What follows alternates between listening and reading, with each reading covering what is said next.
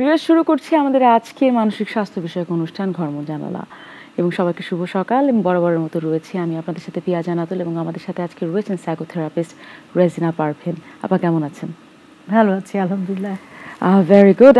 In fact আপা, আমরা আজকে যেই টপিক নিয়ে কথা বলবো সেই টপিকটা দর্শকদের জানিয়ে দিতে চাই। খুবই কমন এবং আমরা সবসময় শুনে থাকি যে টপিক, সেটা হচ্ছে পরিবারের হস্তক্ষেপ এবং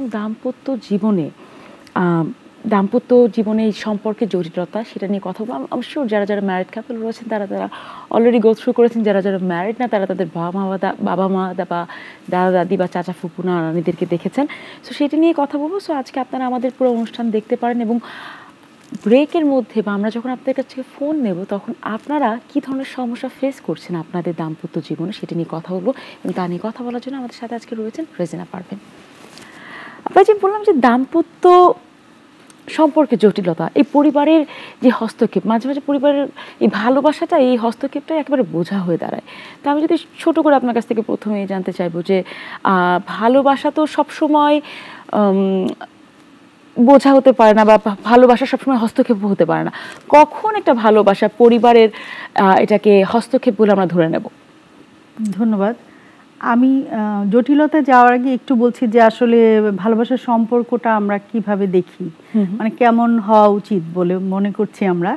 মানে হুবহু এরকম হয় না, কিন্তু এই বিষয়গুলো থাকা দরকার। হয় না যে আমরা যখন রান্না করি, সাপোজ বিরিয়ানি রান্না করছি, এখানে কি লাগছে? নর্মাল মশলা না, কিন্তু এক্সট্রা কিছু দিতে হচ্ছে, সেটার একটা স্বাদ আছে, ফ্লেভার আছে। ঠিক ভালোবাসার মধ্যে কিন্তু অনেক কিছু এক্সট্রা আমাদের এফোর্ট দিতে হয়, এবং সেটা দুপাক্ষিক। মানে একজন দিবে আরেকজন কিছু করছে না, সেটাতে হবে না। তো সেখানে সবার আগে যেটা হচ্ছে, আমি বলবো যে পারস্পরিক সম্মান বোধ, এটা খুব জরুরি। সম্মানই যদি না থাকে, ভালোবাসা আমি দিব কিভাবে? এবং আস্থার জায়গা থাকতে হবে, এমন একটা সম্পর্ক থাকবে সেটা অবশ্যই সুসম্পর্ক, পজিটিভ ভাবনা চিন্তাগুলো তার মধ্যে থাকতে হবে। আমি যদি আমার স্বামী বা স্ত্রীকে অপোজিট, প্রতিপক্ষ ভেবে নেই, এটাতেই কিন্তু সর্বনাশটা হয়ে গেল। মানে আমরা একসাথে আছি, একসাথে চলবো, ভালো থাকার চিন্তা করব, এই জায়গাটা। জানেন, আমি যদি বাঙালি মনোভাবের কথা বলি, অনেক কাপল রয়েছে যারা চিন্তাই করে একটা সম্পর্কে যদি ঝগড়া না হয় এবং সম্পর্কের মধ্যে যদি একটু মনোমালিন্য না হয়, সে সম্পর্ক ভালোবাসা থাকে না, এটাও শোনা যায়। এটাও বলে যে খুনসুটি না, ওটাকে আমি বলি খুনসুটি। মানে খুনসুটি না থাকলে হচ্ছে না, সেটা আমরা অনেক দেখি। নিউলি ম্যারিড কাপলরা খুনসুটি করছে, একটু খোঁটা দিচ্ছে, একটু ঝগড়া করছে, এগুলো মজা আছে, দেখতে ভাল লাগছে। কিন্তু এগুলো যদি সত্যি সে মিন করে বলে, সে খোটাটা যদি আসলেই মিন করে তাকে বলা হয়, এরকম যখন বারবার হতে থাকে তখন ওগুলো জমা হতে থাকে। আমরা সাইকোলজিক্যালি যখন আমাদের ক্লায়েন্ট সামনে আসে, তখন তার যে মালা, মানে কষ্টের মালাগুলো গাঁথতে থাকে, জমতে জমতে যখন দেয়ালে পিঠ থেকে গেছে, তখন কিন্তু সে প্রতিপক্ষ হয়ে যায়। তখন সেই স্বামী বা স্ত্রী আর আপনজন থাকে না মনের জায়গা থেকে। সবাই দেখছে একসাথে আছে, একসাথে থাকছে। ইদানিং আমি একটা শুনছি যে মানে চুপচাপ ঘরের মধ্যে থাকছে, কথা বলছে না, বেড শেয়ার করছে না, বছর বছর পার করছে। আমরা পাই এরকম। তো এইটাও এক ধরনের ডিভোর্সের মতো, মানে সাইলেন্স ডিভোর্স বলা হচ্ছে। এই কথাগুলো এখন বলা হচ্ছে যে এটা সেপারেশন বলি। হ্যাঁ, সেপারেশন এবং সাইলেন্স, মানে এটা তো কেউ দেখছে না, জানছে না। দিন শেষে তারা একই দরজা তালা খুলে ঢুকছে, ওয়ারেস দুইজন দুই রুমেই থাকছে। মানে আমি একজন পেয়েছিলাম যে 8 বছর এভাবে সংসার করছে, বলে আপা কি করবো ছেলে মেয়ের জন্য। আমি ইনফ্যাক্ট কিছুদিন আগে একটা নিউজে দেখলাম, একটা জাপানিজ একটা কাপল 29 না 30 বছর কথা না বলে একই বাসায় থেকেছে। হ্যাঁ, কিন্তু তারা কেন থেকেছে? এটাও ভালোবাসা, এটাও ভালোবাসা। মানে কেন থেকেছে তাহলে? না, আমার মনে হয় না এটা ভালোবাসা। আমার মনে হয় এটা হচ্ছে কোনো কিছু মেনে না নেওয়ার ক্ষমতা, না বলতে না পারার ক্ষমতা, মানে অক্ষমতা, না বলতে না পারা। এবং সেখানে টক্সিসিটি একটা থেকেই যায়। আপনি সেটা কোনোভাবে দেখেন, আপনি প্রথমে খুব সুন্দর একটা কথা বলেছেন আপা, যে ভালোবাসার একটা নার্চার করতে হয়, তাই না, এফোর্ট দিতে হয়। সেটা শুধু সম্পর্কে, যে কোনো সম্পর্ক না, আপনার যদি একটা পশু পাখি থাকে, আপনার যদি একটা গাছ থাকে, সেটার উপর আপনার এফোর্ট দিতে হয়, পরিচর্যা করি, অ্যাবসলিউটলি করতে হয়, পরিচর্যা করি। একজন দ্বিতীয় বিবাহের কথা চিন্তা করছে, যার সাথে বিবাহ করার কথা চিন্তা করছে, তার সাথে তার যেরকম একটা চেক অ্যান্ড ব্যালেন্স দরকার, যে আদৌ আমি তার সাথে থাকতে পারবো কিনা, তার সাথে তার ছেলে মেয়েরও একটা কথা বলিয়ে নেওয়া দরকার। খুবই গুরুত্বপূর্ণ একটা পয়েন্ট। অবশ্যই এই আন্ডারস্ট্যান্ডিং আগে থেকে তৈরি হতে হবে যেমন এখনো বিয়ে হলে যেটা হয় আগের মতো না যে ছেলে মেয়েকে দেখে না বিয়ে হয়ে যাচ্ছে, কবুলও অন্য কেউ বলে দিচ্ছে, আগে যেটা ছিল এখন কিন্তু সেটা না। এখন বিয়ের প্রস্তাব আসলে সেটা 6 মাস চলে, কথাবার্তা চলে, দেখা দেখি চলে, তার মানে এঙ্গেজমেন্ট না, মানে আংটি পরানো না, কিন্তু এটা একটা প্রসেস হয়ে গেছে যে তার আগে আমরা 6 মাস দেখবো একে অপরকে, ফ্যামিলিকে আসা যাওয়া এগুলো হবে, দেন ফাইনাল সিদ্ধান্ত হবে। জি, এবং এটা আমার মনে হয় ভালো, বুঝে নেওয়া, আগে থেকে বুঝে নেওয়াটা ভালো। জি অ্যাবসলিউটলি। এবং ধন্যবাদ আপনার আবার আপনার ফোনের জন্য, এবং উনি যে সচেতন অ্যাকচুয়ালি বোঝাই যাচ্ছে। বাট তারপরেও দেখেন এই যে দ্বিতীয় বিবাহটা না, আমরা বিশেষ করে একজন ব্যক্তির বয়স হয়ে গেলে আমরা সামাজিকভাবে আমাদের মেনে নিতে খুব কষ্ট হয়, যে সামাজিক চাপ একটা লোকের, দেখেন তার ওয়াইফ মারা গিয়েছে, সেটাখানে একটা একাকিত্ব এবং সামাজিক চাপ সবকিছু মিলে কিন্তু একটা বিরাট একটা কি বলবো ট্রাবল একটা মানুষের জন্য। কিন্তু সেক্ষেত্রে কিন্তু আমি একটা জিনিস বলবো যে দেখেন, যত গরু তত গোবর। এটার মানে হচ্ছে যে আপনি যদি সবার মতামত নিতে চান আপনার লাইফে, তাহলে কিন্তু আপনি নিজে কিন্তু সার্ভাইভ করতে পারবেন না। আপনার কিছু কিছু সময় লেট গো করতে হবে। আপনার ছেলে মেয়ে যদি ওটা আদৌ না মেনে নিতে পারে, you have to let it go. আপনি যদি ভালো থাকতে চান, মানে আমার নিজেকে ভালোবাসতে হবে। এটা ডিপ্রেশনে চলে যাওয়া, নিজেকে গুটিয়ে নেওয়া, এটা হয়ে গেলে তো আমি ভালো থাকছি না। হ্যাঁ, তো আমরা যে বলি সেলফ কেয়ার, মানে নিজের যত্ন, নিজের ভালো থাকা, এটা কিন্তু ইম্পর্টেন্ট। এটা কিন্তু সেলফিশ না আসলে। আগে যেমন তুমি মেনে নাও, তুমি চুপ করে থাকো, তুমি মার খাও ঘরে, তাও থাকো, তাও সংসার করো, এই যে জায়গাগুলো ছিল, এখন কিন্তু অনেক চেঞ্জ এসছে। মানুষ এখন পড়াশোনাও করছে, অভিজ্ঞতা বেড়েছে, সিদ্ধান্ত এখন নিতে পারে, অনেকে নিজেই সিদ্ধান্ত নেয়, কনফিডেন্ট থেকে আর কি, নিজেই সিদ্ধান্ত নেয়। জি অ্যাবসলিউটলি। আপা, এই যে আমরা পরিবার থেকে চাপ, সামাজিক চাপের কথা বলছিলাম, এই পরিবার থেকে যে চাপ যখন আসে, মাঝে মাঝে কিন্তু দেখেন একটা অর্থনৈতিক চাপ হতে পারে, শুধু মানসিক কোনো চাপ না, অর্থনৈতিক চাপ হতে পারে, বা বলে যে তুমি বিয়ে করো, বা বলে যে কাপলদেরকে বলে বাচ্চা নাও, আরেকটা বাচ্চা নাও। এইটা আপা কতখানি প্রভাবিত করে একটা দাম্পত্য জীবনকে? এটা অ্যাকচুয়ালি আমি বলবো, আমি যখন আমার ক্লায়েন্টদের দেখি, আমি একটা অনেক সময় ফ্যামিলি ডায়নামিকটা বোঝানোর জন্য সার্কেল দিয়ে বোঝাই, যে ফার্স্ট সার্কেল এটা হচ্ছে আপনারা দুজন, মানে husband and wife. Second circle হচ্ছে তারপরে হাফ দিয়ে ইমিডিয়েট বাবা মা, দুই পক্ষের, এটা কিন্তু দুটা পার্ট হয়ে গেল। এবং এই মেয়ের বাবা মাকে যেমন ছেলে বুঝবে, তেমন ছেলের বাবা মাকেও মেয়েদের বুঝতে হবে। এই যে আন্ডারস্ট্যান্ডিংয়ের জায়গাটা, এইটা যদি ঠিক থাকে তাহলে কিন্তু জটিলতা আসে না। ওই যে রেসপেক্ট, আবার সেই জায়গাটাই দুই পরিবারের প্রতি রেসপেক্টফুল যদি থাকে তাহলে সমস্যা কম হয়। অর্থনৈতিক চাপ বা অসুবিধা হচ্ছে, তোমাদের ঝগড়া হয়, আচ্ছা বাচ্চা নিয়ে নাও, মনোযোগ অন্যদিকে চলে যাবে, ভালো হয়ে যাবে, কিন্তু এটা তো আরো বার্ডেন হয়ে গেল। তোমার সম্পর্কটা টিকবে কিনা, তুমি তো তোমার স্বামী বা স্ত্রীর সাথে অ্যাডজাস্ট করে আগামী জীবন চলবে কিনা সেটাই ঠিক নেই। পরপর দেখা গেল, আমার কাছে অনেক কেস আসে, এমন অসহায় অবস্থায় 3টা বাচ্চা নিয়ে আসছে, ডিভোর্স হয়ে গেছে, হাজবেন্ড হঠাৎ করে ডিভোর্স দিয়ে দিয়েছে, সে এখন কই যাবে? আমার এখন মনে পড়ে গেল যে একটা মায়ের দুইজন অটিস্টিক বাচ্চা ছিল, সেই মাকেও ডিভোর্স মানে সে পেয়ে আমাদের কাছে এসেছিল, আমি যখন আইনুসার স্কিনের জবে ছিলাম। মানে এই যে অসহায় অবস্থাতেও কিন্তু ফিল করতে পারে না যে আমার দায়িত্ব কি, এবং সম্পর্ক ধরে রাখার ক্ষেত্রে রেসপন্সিবিলিটিটা এটা খুব গুরুত্বপূর্ণ। যেমন ট্রাস্ট, রেসপন্সিবিলিটি, এই দুইটা জিনিস। তারপরে হচ্ছে আপনার আস্থার জায়গাটা, মানে সম্পর্কটা যদি সুন্দর হয় তখন কিন্তু আমি বিশ্বাস করতে পারবো, আস্থা পাবো। আপা, এই যে আস্থার জায়গাটা কি একদিনে তৈরি হয়, বা বিয়ে করলে কি? তো এটা তো টাইম লাগে না, টাইম লাগে, এবং এটার অবজারভেশন একটা ব্যাপার আছে। হ্যাঁ, বিয়ে হলেই একটা আননোন মানুষ, আগে যে আননোন বিয়ে হতো, যে চেনে না জানে না, বিয়ের পরের দিন থেকে সে তার স্বামী বা তার সাথে দূর দূরান্তে চলে গেল, কিংবা বিদেশি বিয়ে হলো, বিদেশ থেকে এসে বিয়ে করে নিয়ে চলে গেল, তাহলে সে কোথায়? সাগরে পড়ে গেল, চেনে না জানে না। যদি ভালো হয় তো খুবই ভালো, না হলে সে কিন্তু সাফার করে। বিদেশি আপা, এটা তো আমরা বলছি অ্যারেঞ্জ ম্যারেজের কথা, আমরা লাভ ম্যারেজেও দেখি, যখন আপনি মনে করেন আপনার বয়ফ্রেন্ড গার্লফ্রেন্ড থাকা অবস্থায় কেউ বা চেনে একজন দুইজনকে, হয়তো 1 ঘন্টা 2 ঘন্টা টাইম স্পেন্ড করছে দিনে, এবং 24 ঘন্টা সেম মানুষের সাথে একই রুমে থাকা, এসি ছাড়াবো নাকি ফ্যান চালাবো, এবং কে থাকে, ইস্যু। এটা ছোট মনে হয় কিন্তু এটা অনেক বড় ইস্যু, যে আমি এসিতে থাকতে পারি আর আমি এসিতে থাকতে পারি না, এই কারণেও সংসার ভেঙে যাচ্ছে। কারণ তার এটা রেগুলার ইস্যু, তার ঘুমাতে হবে, তার রেস্ট নিতে হবে, দিন শেষে তার একটা আরাম দরকার। তো কম্প্রোমাইজের জায়গাগুলো আসে না, আবার এটা হেলথ ইস্যু একজনের, মানে কি করবে এরকম একটা জি অবস্থা। জি জি ইনফ্যাক্ট আমি নিউ ইয়র্কের কোনো একটা ডেটা আমি দেখেছিলাম, আই থিঙ্ক 70 বা 80% এরকম, আমার রেশিওটা মনে নেই, বাট খুবই বড় একটা রেশিও, যারা বেশিরভাগ ডিভোর্স হয় টুথপেস্টের মানে লিডটা, মুখটা কেন আটকানো হয় না, এটা নিউ ইয়র্কের একটা প্রধান কারণ। এবং আই ক্যান রিলেট দ্যাট, মনে করেন আমি আমার হাজবেন্ডকে মাঝে মাঝে বলি তুমি এই টুথপেস্টের মুখটা কেন লাগালা না, বাট আমি চিন্তা করি আমার জায়গায় যারা একটু বেশি পার্টিকুলার থাকে না, অনেকে একটু বেশি পারফেকশনিস্ট পার্টিকুলার, না এই কাজটা এইভাবে করলে ক্ষতি কি, তার সেও কিন্তু তার দিক দিয়ে কিন্তু রাইট আছে, তখন কিন্তু অনেক বড় ঝামেলা কিন্তু লেগে যায়। আপা এই যে আমরা দাম্পত্য জীবনে নিয়ে কথা বলছি, এবং এই যে তৃতীয় পক্ষ যখন আসে, মনে করেন একটা তৃতীয় পক্ষ তো থাকে এক্সট্রা ম্যারিটাল অ্যাফেয়ারে, এরকম একটা থাকে, বাট তৃতীয় পক্ষ যখন আমার সবচেয়ে কাছের মানুষ হয়ে যায়, বাবা মা, নিজের বাবা মা বা আমার যে পার্টনারের বাবা মা, তখন জিনিসটা কতখানি জটিল হয়? হ্যাঁ, এই জটিলতাগুলো তো আমরা খুব পাই, সেই জায়গা থেকে বলছি অভিজ্ঞতা থেকে, যে অনেক বেশি জটিলতা হয়। যেমন এটা কি মেয়ের ফ্যামিলি কি ছেলের ফ্যামিলি, দুই দিক থেকেই হতে পারে। মানে ঘরে রান্নাটা কি হবে, বাজারটা কি হবে, এটা হয়তো মা বলে দিচ্ছে, এত কিছু কিনিস না, এত খরচ করিস কেন, কি দরকার, নষ্ট হয়, তোরা দুইজন মানুষ কি খাবি, মানে দেখে দূর দূরান্ত থেকেও ওগুলো ডিকটেট করা হচ্ছে। হ্যাঁ, এখন মেয়েটার হয়তো ইচ্ছা থাকতে পারে তার এই জিনিসটা পছন্দ, বা এত ঘুরতে যাস কেন, এত বেড়াতে যাস কেন, নতুন বিয়ের পরে তাদের এই জায়গাগুলো, এই যে মেনে নেওয়ার একটা জায়গা বা এখানে সাপোর্ট করা যে দরকার, এটা কিন্তু করা হয় না। হ্যাঁ আপা, এখানে আমি একটু ইন্টারাপ্ট করি।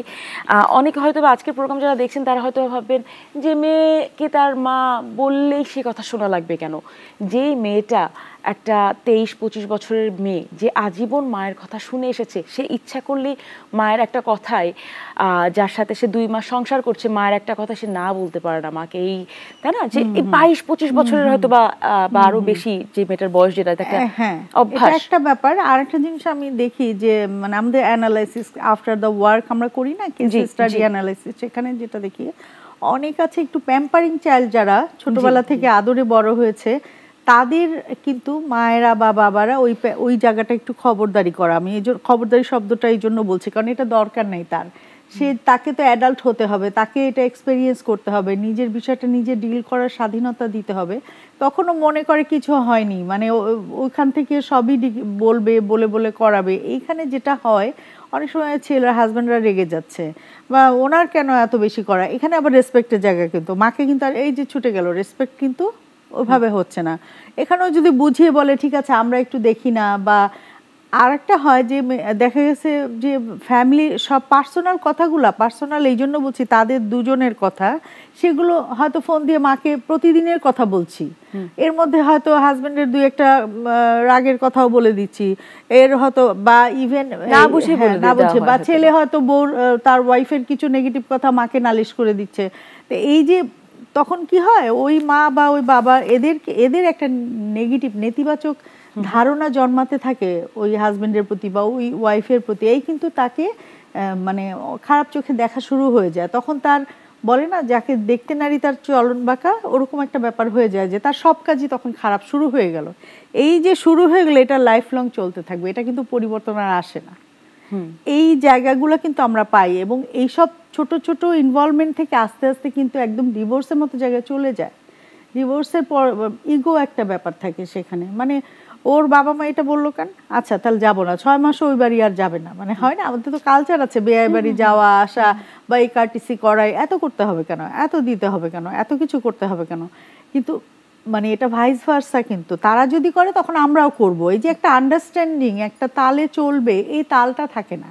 যখনই এগুলো থাকছে না তখনই সেটা এন্ডে যে ডিভোর্সে চলে যাচ্ছে, কারণ ও প্রতিপক্ষ হয়ে যাচ্ছে, হাজব্যান্ড ওয়াইফকে তো আর তার পক্ষের মানুষ মনে করছে না, সবকিছু নেগেটিভ, ওর বাবা মা নেগেটিভ, সো ও নেগেটিভ, আলটিমেটলি তার সন্তান যখন আসে তখন এই ছেলে মেয়েদের কিন্তু মানসিক অবস্থা খুব খারাপ হয়ে যায়, কারণ প্রতিদিন যুদ্ধ ঝগড়া, দাদা দাদি নানা নানি যার কাছে যায় সে তার অন্যের নেগেটিভ কথাগুলো বাচ্চাটাকে বলে। আচ্ছা ওই ছোট বাচ্চাকে এগুলো বলে কি হবে, আমরা কিন্তু বলি।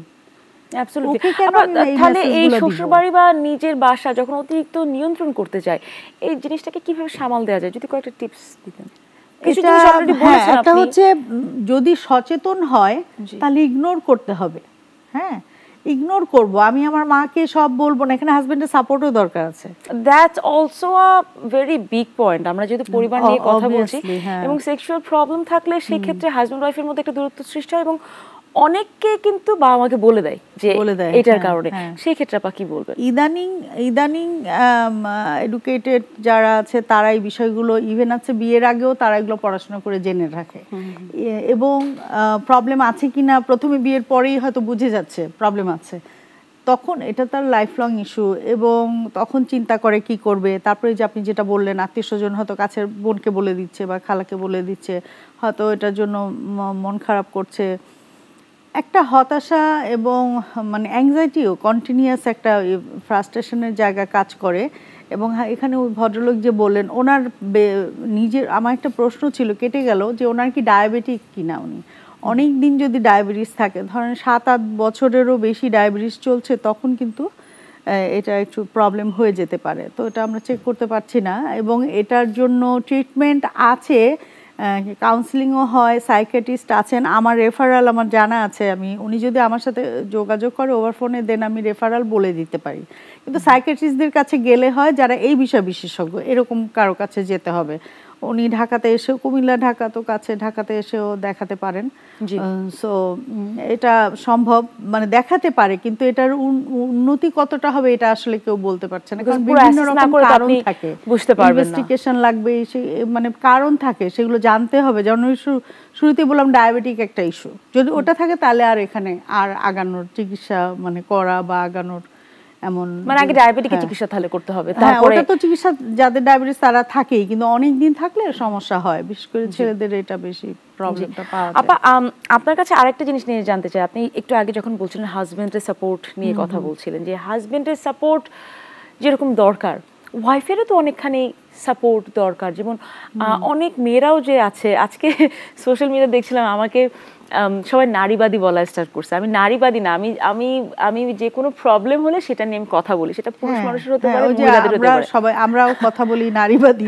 তো নারীবাদী কি নেগেটিভ কিছু? আমরা নারীরা যদি সাফারার থাকে, আমি যদি কথা বলি, এটা তো প্রবলেম হওয়ার কথা না। এবং নারীরা তো বেশি সাফার করছে বলে তাদের কথা বেশি আসছে। আন্দোলন করা মানুষ আমরা, কিন্তু নারী উন্নয়নে অনেক কাজ করেছি, সো প্রফেশনাল আমরা অনেক কাজ করেছি। নারী উন্নয়নের কথা বলছেন, আমি এটাই বলছি যে ছেলেদেরও কিন্তু অনেক প্রবলেম আছে, মানে ছেলেরা প্রবলেম ফেস করছে from a woman.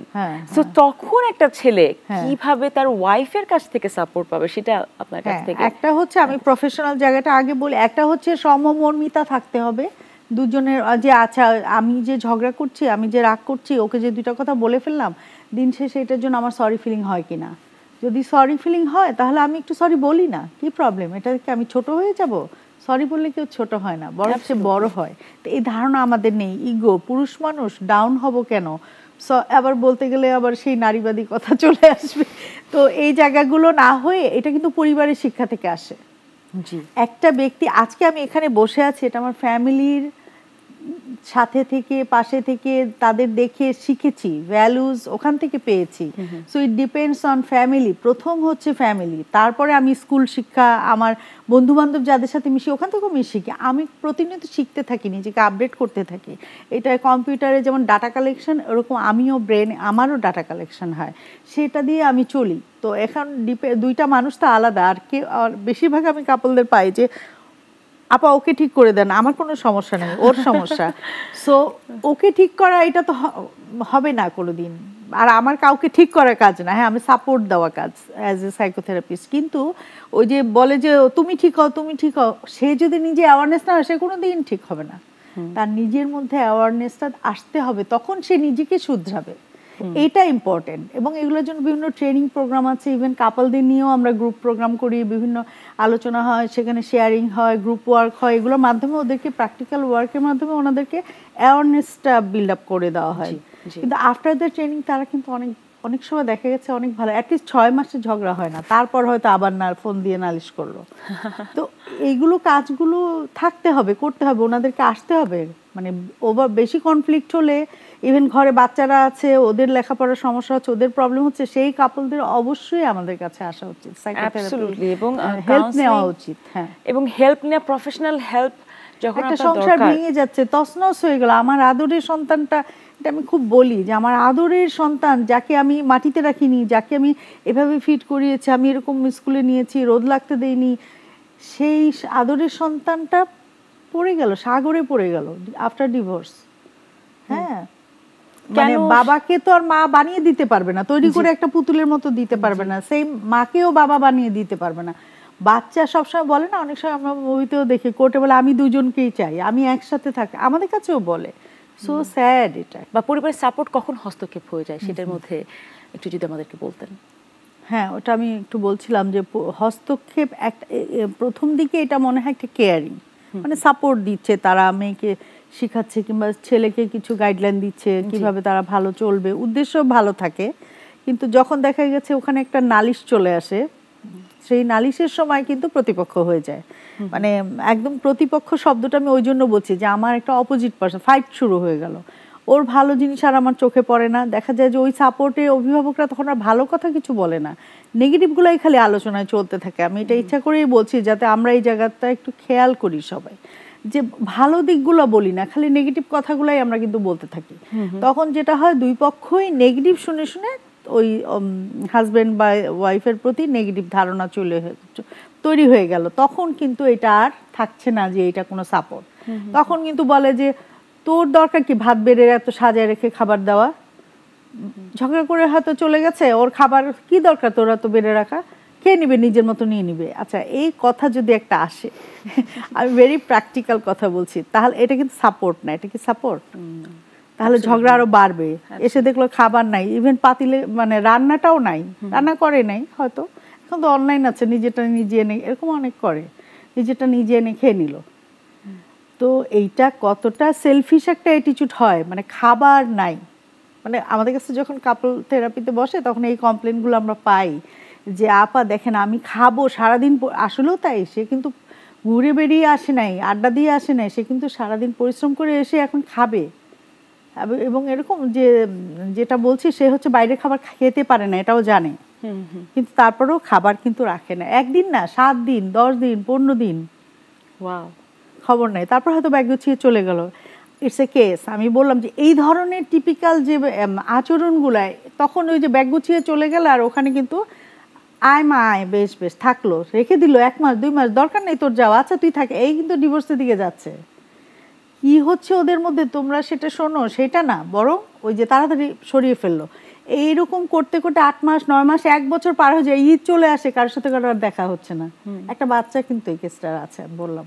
So Eid আসলে মেয়েটা কান্না করে যে বাবা আসে না, এই হয় না, হয়তো একটু ফোনে টোনে কথা হয়, তাও আবার ফোনও সরিয়ে রাখা হতো।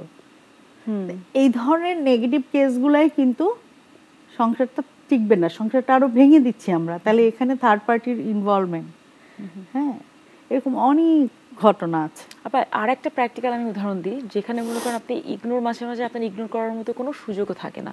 মনে করেন একটা কাপলের বাচ্চা হয়ে গেল, সো তখন ডেফিনেটলি আমাদের যেরকম কালচার, আমাদের যেরকম ফ্যামিলি বন্ডিং, তো সেখান থেকে দেখা যায় যে নানি বা দাদি আসে, আমরা নিয়ে আসি যে আমাদের, কারণ বিকজ নানি দাদিকে আমরা সবচেয়ে মায়ের পর বাবার পর সবচেয়ে বেশি আস্থা করি, যে বা আমার মতোই সে আমার বাচ্চাকে দেখে রাখবে, পরও না হয়তো বা অ্যাট দ্য সেম টাইম।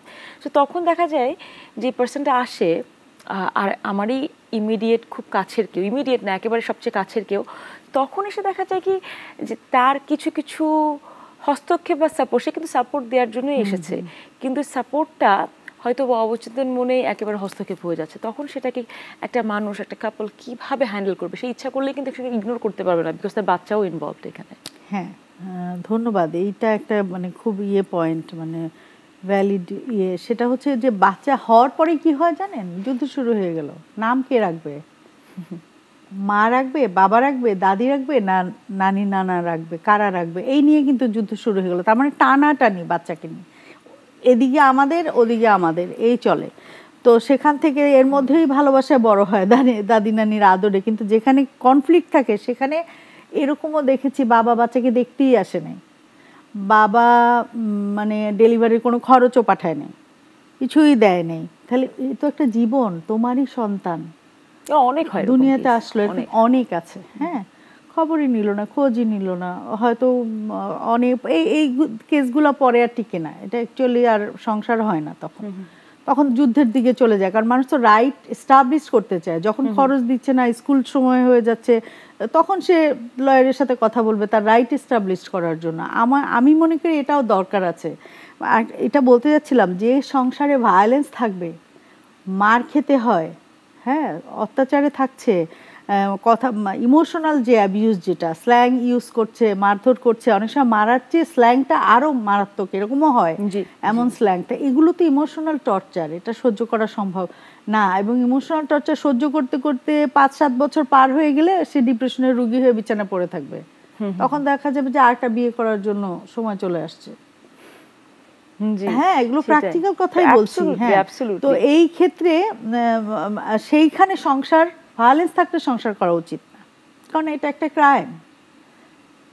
হ্যাঁ, ভায়োলেন্স একটা ক্রাইম, এবং যারা ভায়োলেন্সটা করে সে তার ছোটবেলায়, এটা আমার বিভিন্ন কেস গবেষণার কথা বলছি, ছোটবেলায় সে দেখেছে তার বাবাকে তার মাকে মার খেতে, বাবা মারতেন, তার কাছে বড় হয়ে কিছু হলেই চড়থাপ্পড় দেওয়া এটা কোনো ব্যাপার না, এটা তো ঠিক। ওই যে বললাম, পরিবার থেকে শিখবে। আর যদি দেখে আমার বাবা মার সম্পর্ক খুব ভালো, তারা খুবই আন্ডারস্ট্যান্ডিং, তারা এখনো গল্প করে, একসাথে চা খায়, একসাথে অন্যরকম, সেই ছেলেটা কিন্তু তার বউর সাথেও সেরকমই হবে। হ্যাঁ, তাহলে এগুলো তো আমাদের, এগুলো শিখতেও হবে। অ্যাবসলিউটলি, যে সবকিছু তো মানে শেখার কোনো শেষ নাই অ্যাকচুয়ালি। যে এবং এই ভায়োলেন্সের ঘরে ছেলেমেয়েরা কি বলে বড় হয়ে জানেন, অ্যাডোলেসেন্ট পর্যায়ে বলে আমি তো কোনোদিন বিয়েই করব না। সিরিয়াসলি, সে বিয়ে আর করবে না, তার তো বিয়ে বিষয়টাতেই তার ট্রমা, সে বিয়ে তার নিজের জীবনে সে এই জিনিস আর আনবে না। তাহলে আমরা কোথায় চলে যাচ্ছি? জি আপা, আরেকটা জিনিস, দুইটা পার্সন, এই যে ভায়োলেন্সটা শুরু হয় কোথা থেকে, যখন মানুষ কেউ কারোর বাউন্ডারি ক্রস করে যায়, তখন কিন্তু অ্যাকচুয়ালি ভায়োলেন্স বলেন বা যে কোনো টক্সিসিটি বলেন, সমস্যা বলেন, শুরু হয়। এই আমার যে বাউন্ডারি বা দুই পক্ষের যে বাউন্ডারি, সেটা বাউন্ডারি যেন ক্রস না করে, এটা কখন বোঝা উচিত বা একটা মানুষের এটা কতটা গুরুত্বপূর্ণ? আমি যে বললাম যে একটা বাচ্চা হয়ে গেল, বাচ্চার টাকা পাঠালো না, বাচ্চা দেখতে পর্যন্ত আসলো না, একটা ফোন দিয়ে খোঁজ নিল না, এইটা তো বাউন্ডারি ক্রস করা, এটা তো কোনো মানবতার মধ্যে পড়ছে না। তাহলে অনেক আগে বাউন্ডারি ক্রস করে গেছে। সো দ্যাট এই ধরনের যেগুলো কেস, সেখানে আর আহারে মানিয়ে নাও, আহারে ধৈর্য ধরো, আহারে সংসার, মেয়ে মানুষ কি করবা, এটা চলবে না আসলে। কিন্তু আপা, আমি আপনাকে আরো প্র্যাকটিক্যাল কথা বলি। আমি তো নিজে একজন লয়ার, তো আমার কাছে ডিভোর্স কেসগুলো আমাদের কাছে আসে, তাই না? তো এবং তার নারী নির্যাতন আগে পরে অনেক কিছুই আসে। তো সেখানে ইচ্ছা করলে একটা মেয়ে ডিভোর্স দিতে পারে না।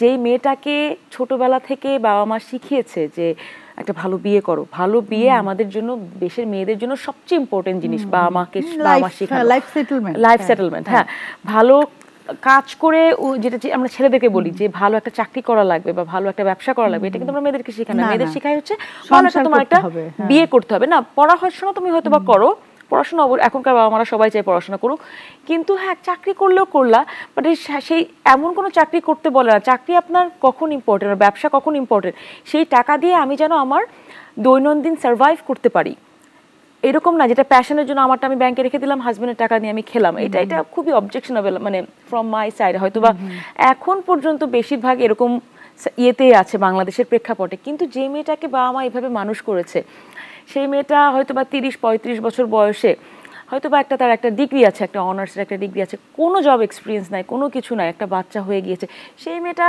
কিভাবে ডিভোর্স দেবে আপা? তার অর্থনৈতিক সচ্ছলতা নাই। অর্থনৈতিক সচ্ছলতা না থাকলে এটা হলো সবচেয়ে ভয়ঙ্কর জায়গা। কারণ নিজের, আর আরেকটা জিনিস আমি বলি যে নিজের ফ্যামিলিও কিন্তু আফটার ডিভোর্স এইভাবে সাপোর্ট দেয় না। আমাদের সোসাইটি মেড প্রবলেম, তাই না? স্টিগমাটাইজ করে ফেললো, আপন বোনেরাও হয়তো তাকে অন্য চোখে দেখবে। প্রথম আহারে মায়া, ডিভোর্স দেওয়ার সময় কিন্তু খুব ইন্সপায়ার করে, পরে আহারে মায়া, তারপর কিন্তু আর খবর নেই।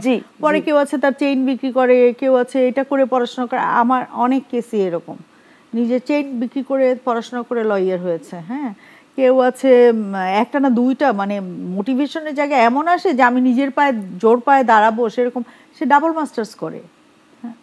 আমারই কেস আমি বলছি।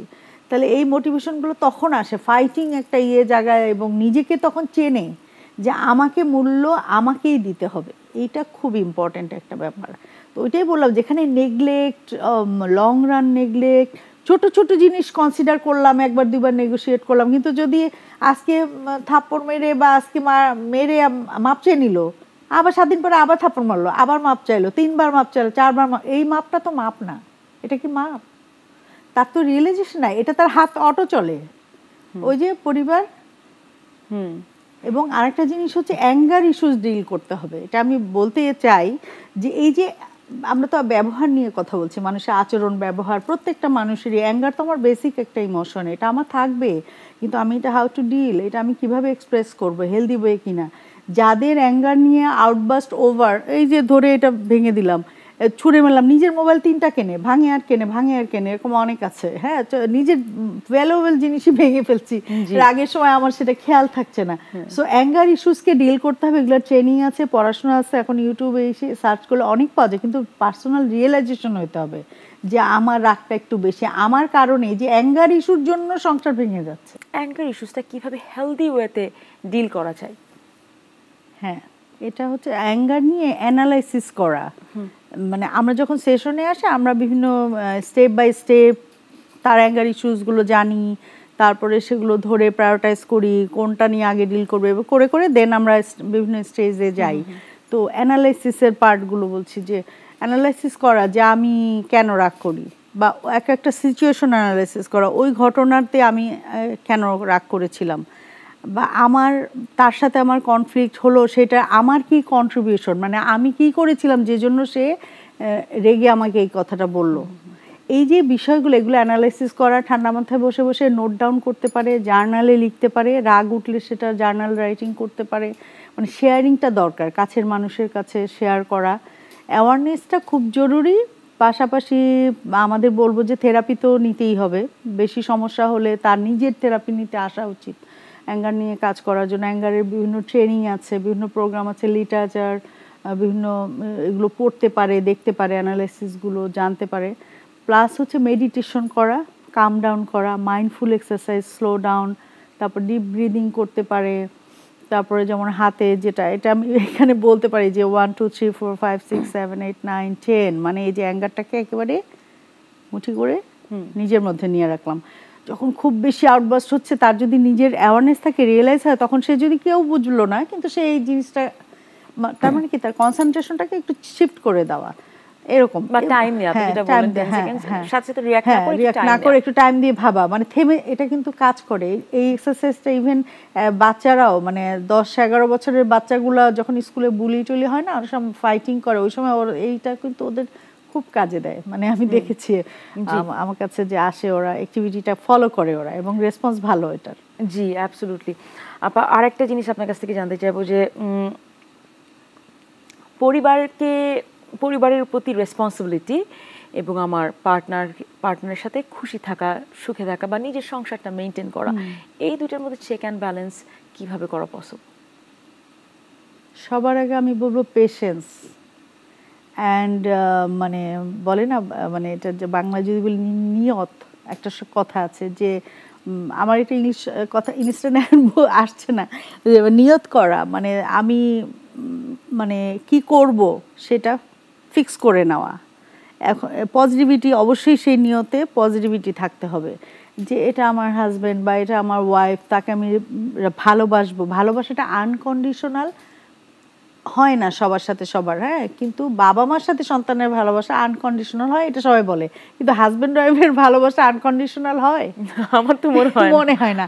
সো এখানে আনকন্ডিশনাল ভালোবাসা শুধু বাবা মার সন্তানই হয়, এটাই সন্তানেরও বাবা মার প্রতি হয় না, সন্তান হয় না, শুধু বাবা মার হয়, রাইট। আমি এটাই বলি, এই কয়েকদিন আগেও প্রবীণ নিয়ে আমি একটা লিখছিলাম, প্রবীণদের প্রবলেম নিয়ে, তখন আমি এটা বলছিলাম যে বাবা মাদেরই আনকন্ডিশনাল ভালোবাসার হয়, হ্যাঁ, ছেলে মেয়েদেরকে আমরা দেখেছি, এটা একটা কোশ্চেন রেখেছিলাম।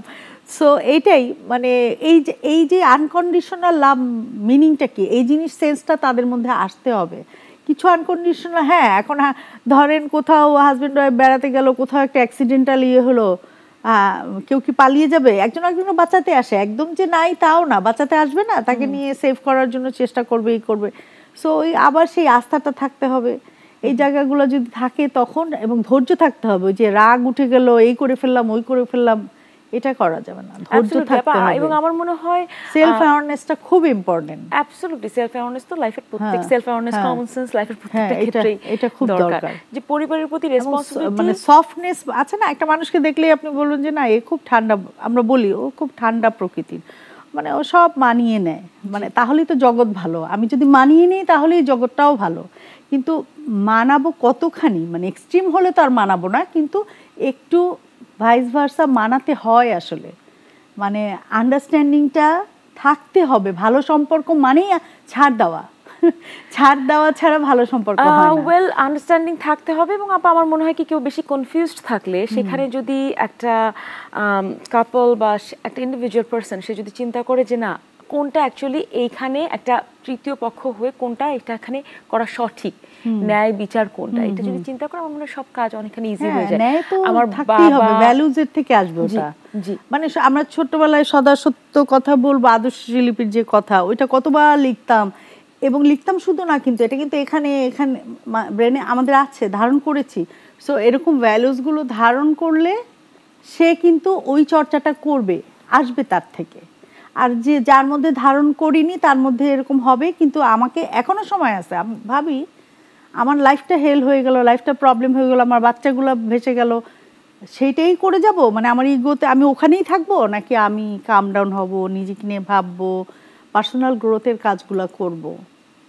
It's very important. আপা আপনি যে বলছেন না যে শিক্ষিত হওয়া, বই পড়া, এটা পড়া ওইটা পড়া, আপনি যদি বাংলাদেশের প্রত্যন্ত অঞ্চলগুলোতে দেখেন সবকিছু মিলে আপনার কাছে যেমন একটা অনুষ্ঠানের প্রায় শেষ পর্যায়ে চলে এসেছে, আপনার কাছ থেকে জানতে চাইবো আপনি ইন জেনারেল বলেন সবার জন্য, একটা গোষ্ঠীকে না কেন্দ্র করে, যে পরিবারের সাথে সুস্থ সম্পর্ক রেখে একটা কাপল কিভাবে তার দাম্পত্য জীবনও ঠিক রাখতে পারবে, if you want to give some tips. হ্যাঁ, কমিউনিকেশন স্কিল সবার আগে। আমি কথা বলছি, কিভাবে কথা বলছি, আমার কথা বলার ধরনটা কি, সেলফ অ্যাওয়ারনেস সবার আগে। এটা না হলে কোনো দিন আমি আরেকটা মানুষকে রিচ করতে পারবো না। সো এবং এমপ্যাথি থাকতে হবে। এটা আমাদের সাইকোলজিক্যাল যে কথা, যে আমি তাকে আমার মানে তার ফিলিংসটাকে তার মতো করে আমি বুঝবো। আমি বললাম এই তোমার এরকম কেন, এটা না এটা না, এই যে করি আমরা, এইটা না, সে কেন এটা করে, সে কেন এটা চাচ্ছে, ওটা তার মতো করে ভাববো। এমপ্যাথিটা থাকতে হবে, প্রশংসা করতে হবে। এটা ছোট্ট একটা জিনিস, কিন্তু এটা আমরা খুব গরিব এই ক্ষেত্রে, আমরা বাঙালিরা। আমরা অ্যাপ্রিসিয়েশন একদম দেই না, মানে অ্যাপ্রিসিয়েশনও দেই না। আমরা অ্যাপ্রিসিয়েশন ছোট্ট বাচ্চা থেকে অ্যাপ্রিসিয়েশন দিতে হবে, এবং এটা কিন্তু একটা ব্যক্তির পার্সোনালিটিকে তৈরি করে। অ্যাবসলিউটলি আপা। এবং আপা আপনাকে অনেক অনেক ধন্যবাদ আজকে এত সুন্দর একটা আলোচনার জন্য। আপনি সবাইকে এত ভালোভাবে আপনি বললেন actually how to deal with life in total. দর্শক, আমরা আজকে যে বিষয় নিয়ে কথা বললাম সেখান থেকে আমি যদি একটা সামারি টানি, তো সেখানে আমি বলবো যে পরিবার আমাদের কাছে ছায়া হয়ে থাকুক, নিয়ন্ত্রণ না করুক, এবং পারস্পরিক বোঝাপড়া যদি ঠিক থাকে তাহলেই দেখা যাবে কি একটা দাম্পত্য জীবন আপনি ভালো রাখতে পারবেন। সবাই অনেক অনেক ভালো থাকবেন। আপনাদের সাথে আবারও দেখা হবে আগামী শুক্রবার ঠিক সকাল 8টায়।